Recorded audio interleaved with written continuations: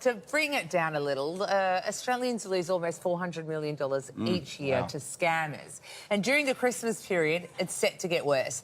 Peter Maloney, he's the Chief Executive Officer of Cybersecurity, AUCloud, and joins us now with hacks to beat the hackers.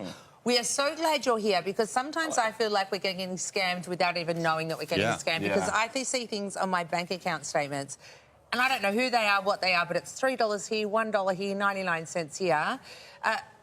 Are more people getting scammed than what they realise? Absolutely, Jess. We're in the heart of it right now. You kind of think we're 18 days away from Christmas and we've got a huge amount of volume of packages being delivered. Retail spend is about to hit $30 billion. Wow. And this is the prime time for cyber criminals in Australia. But how? How they do it? They do it through three main ways. The first, and what we're seeing right now, the biggest area right now, is scams for package delivery. So kind of think you're getting these fake text messages. And those fake text messages are asking you to click through and provide more details. You're seeing fake emails. It's all around trying to create this persona of urgency to deliver cash for the cyber criminals. Now, talk to us about fake prize or gift scams. I mean, this really freaks me out. What do they look like? What are they, first of all? Huge, Jesse, and most of them look real.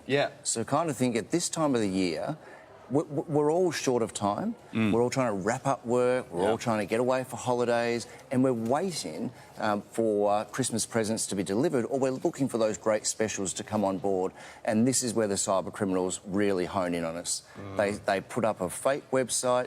They say, "Hey, here's a special offer," almost too good to be true, but too many of us click on that, put our credit card details in and ultimately lose that money. They just take advantage of you. They do. They do. I've got to tell you, I've been caught out. And it's like you said, you didn't have time. But what happened to me, I lost my credit card. OK, so I was waiting for a new credit card to come back. And so then what happened, I got that phone call. I was on TV, so I'm working. And someone said, well, someone's trying to make a payment on your credit card, blah, blah, blah. And I went to the website they told me to go to and they just gouged me. But how do you know the websites that are fake? Because they look identical. I mean, how can you be safe when it comes to websites? Yeah, there's some really telltale signs, and consumers, we don't really look at it too deeply, but we really should. A website that says HTTP is not secure. So is this a secure one now, or is this a good or a bad one? So this is a really good illustration, Jess, of an insecure website. So what's going to happen here, you're going to see the HTTP. There's no S on the end. That S simply means that the data is encrypted. So what's going to happen here, you click on that link to ask for payment information. You're going to be presented with what looks like a real website. But really what's going to happen is you're going to put your bank account details in or your identification details in.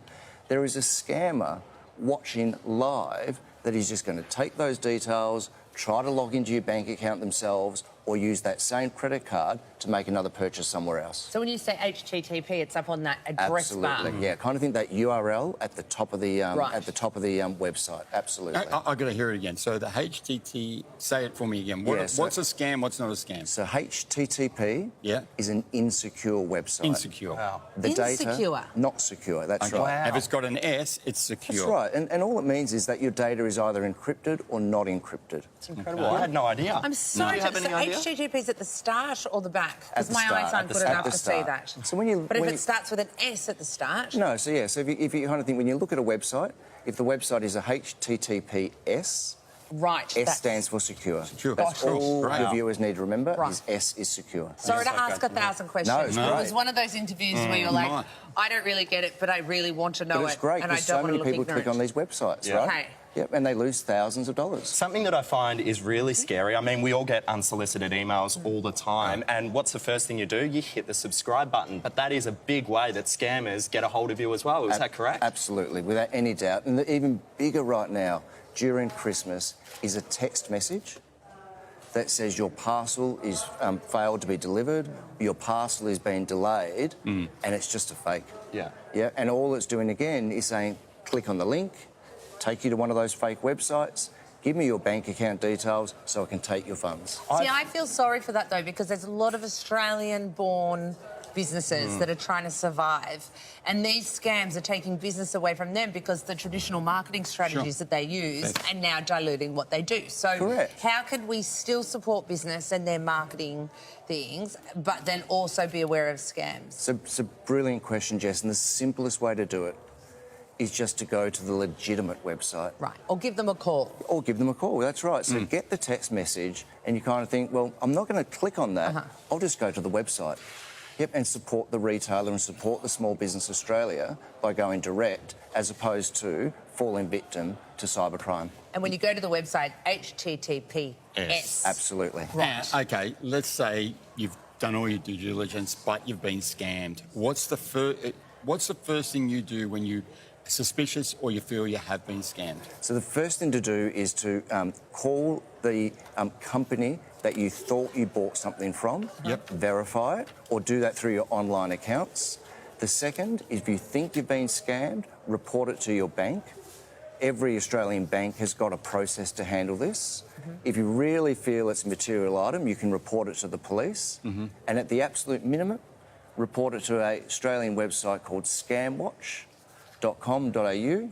And that's a site that gathers all the information on Australian scams and uses that for future consumer awareness. Peter Maloney, you've saved us all a fortune. I feel like we need to buy you a beer or something. Amazing. More like a slab. A slab. I'll send you a text message and let you know when it's arrived. I'll send you a link.